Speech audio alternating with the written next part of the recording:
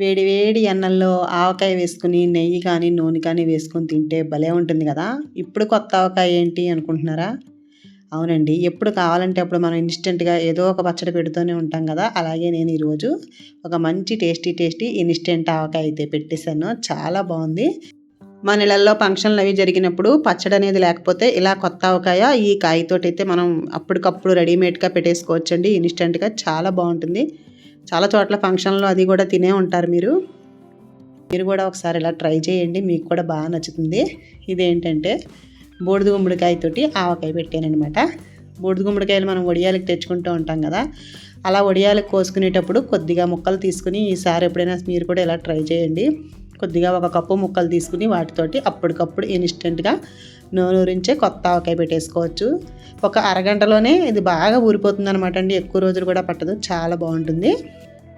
చిన్న కప్పులు ఉంటాయి కదా, వాటితోటి 2 కప్పుల ముక్కలు అయితే తీసుకుని ఇందులోకి ఒక 80 గ్రాముల వరకు ఆవకాయ కారం వేస్తున్నాను. 3 మ్యాంగోస్ కారం, అలాగే అంతే సైజు 80 గ్రాముల ఆవపొడి వేసాను, పచ్చి ఆవపొడి.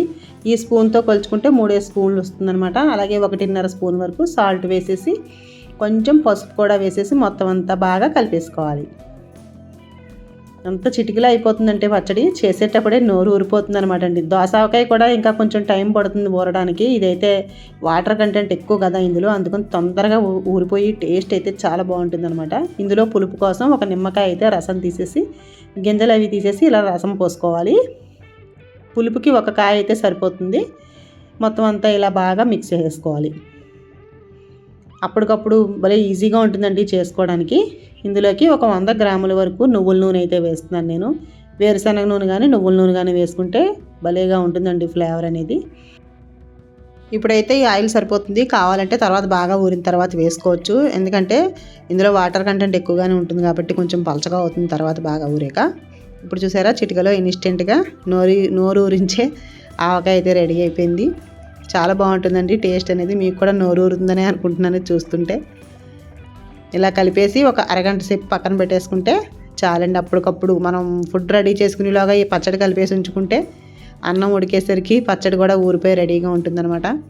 అప్పుడు వేడివేడి అన్నంలో వేసుకొని తినేయడమే. ఒక అరగంట సేపు మూత పెట్టేసి పక్కన పెట్టుకోవాలి.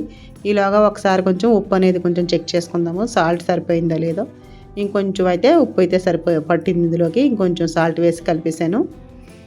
సాల్ట్ ముందే ఎక్కువ వేసేసుకున్నామంటే మళ్ళీ కష్టం కదా, అందుకు నేను కొంచెం తగ్గించి వేసాను.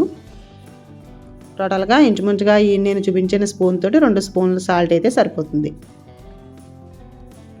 ఒక అరగంట తర్వాత అయితే రెడీ అయిపోతుంది తినడానికి. నచ్చిందా మీకు కూడా? టేస్టీగా ఇన్స్టెంట్ ఆవకాయ, దోస ఆవకాయ, అలాగే రకరకాలతో మనం టమాటాలతో పెడుతూ ఉంటాం కదా, ఇలా బూడిద గుమ్మడికాయతో కూడా ఆవకాయ పెట్టుకోవచ్చు. సూపర్ టేస్ట్గా ఉంటుందన్నమాట. ఇలా రైస్లో కలుపుకొని తినచ్చు, ఇడ్లీ దోశ ఎందులోకైనా సరే చాలా బాగుంటుంది. మీకు తెలుసు కదా కొత్త ఆవకాయ టేస్ట్ ఎలా ఉంటుందో చెప్పనక్కర్లేదు. మరి మీరు కూడా ట్రై చేసేయండి. నచ్చితే లైక్ చేయండి. మరొక వీడియోతోటి మళ్ళీ కలుద్దాం. Thank you for watching.